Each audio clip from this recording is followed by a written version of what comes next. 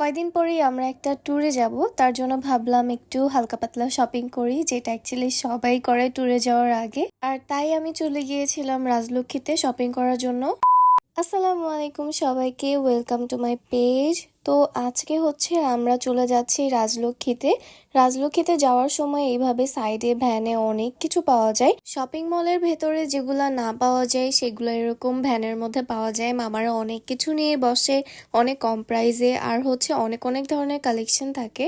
তো আমিও যাওয়ার সময় ফার্স্টে ভ্যানের এখান থেকে কিছু দেখলাম। আমার আসলে দুই একটা ওয়ান পিস দরকার ছিল, তার জন্য আসলে আমি চলে গেছিলাম একদম শপিং মলের ভেতরে, একদম গ্রাউন্ড ফ্লোরে। এখানের বেশিরভাগ কালেকশনই হচ্ছে ওয়ান পিস টু পিস। তো এখানে আসার পর আমি কতগুলা ওয়ান পিস অ্যান্ড দেন হচ্ছে টপস দেখা শুরু করলাম। এই সুতি টপস গুলো আমার কাছে অনেক ভালো লাগতেছিল, কিন্তু তোমাদের ভাইয়া বললো এগুলো একটু বেশি শর্ট, তার জন্য এগুলো আর নেই নাই। বাট যারা একটু শর্ট টপ খুঁজো এগুলো পরতে পারো, এগুলো কিন্তু অনেক কমফোর্টেবল ফিল হবে পরলে।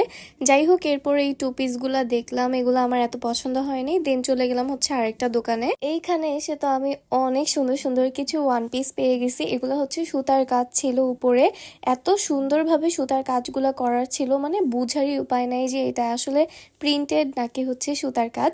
তো এখান থেকে আমি কতগুলা কালার দেখতেছিলাম, মানে আমার এটা যে চোখে লাগছে, ক্যামেরাতে একদম হলুদ কালার লাগতেছে, বাট অ্যাকচুয়ালি এটা ছিল হচ্ছে কাঠালি কালার। এটার প্রাইস আমার কাছে চাইছিল হচ্ছে 1400 টাকা। দেন হচ্ছে আমি ওনাদেরকে একটু দামাদামি করে বললাম হচ্ছে 600 টাকা দিবে কিনা, ওনারা সাথে সাথে না করে দিল। পরে এটা 800 টাকা দিয়ে আমার নিতে হয়েছে। এই দোকানের এই আঙ্কেলটা না সবসময় একটু বেশি দাম চায়, এর জন্য আমি ওনার দোকান থেকে কখনোই কোনো কিছু কিনি না। কিন্তু এটা বলতে হবে যে অন্যান্য দোকানের থেকে ওনার দোকানের কালেকশন কিন্তু একটু ভালোই থাকে। তারপর এই যে আমি এখানে আরো কিছু টপস দেখলাম, তারপর দেখলাম যে না, এখানে আর কিছু পছন্দ হয় না। তারপর এইখান থেকে আমরা হচ্ছে বের হয়ে যাই।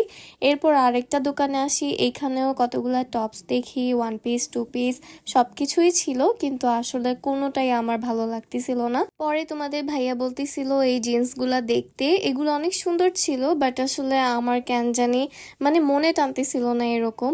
এই জিন্সটা আবার আমার কাছে অনেক ভালো লাগছে, কিন্তু এগুলার প্রাইস অনেক বেশি। এরপরে আমরা টপসের গ্রাউন্ড ফ্লোর থেকে বের হয়ে চলে গেলাম হচ্ছে যেখানে ডিভাইডার, গেঞ্জি অ্যান্ড হচ্ছে ইনার্স পাওয়া যায় ওইখানে।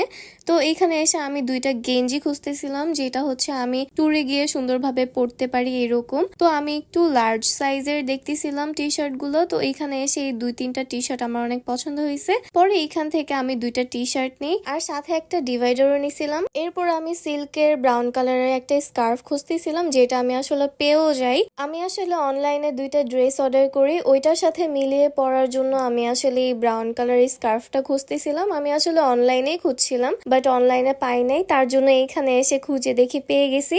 এই যে ব্রাউন কালারের স্কার্ফটা, এটা এত সুন্দর ছিল।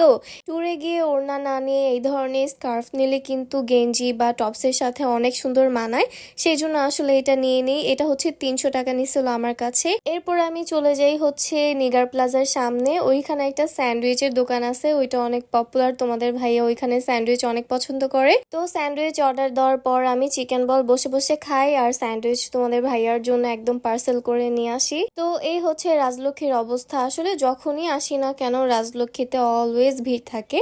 তারপর যাওয়ার সময় এইখান থেকে, এগুলার নাম আমি জানি না, এখান থেকে আমি কতগুলা এই যে ছোট ছোট বল বল যেগুলো, এগুলো নিয়ে নিছিলাম। এন্ড দেন এই যে বড়গুলাও নিয়ে নিছিলাম। এগুলো আমার কাছে অনেক মজা লাগে ভাই, কি বলবো। যাই হোক, আজকের ভিডিওটা এই পর্যন্তই। সবাইকে আল্লাহ হাফেজ, দেখা হবে নেক্সট ভিডিওতে।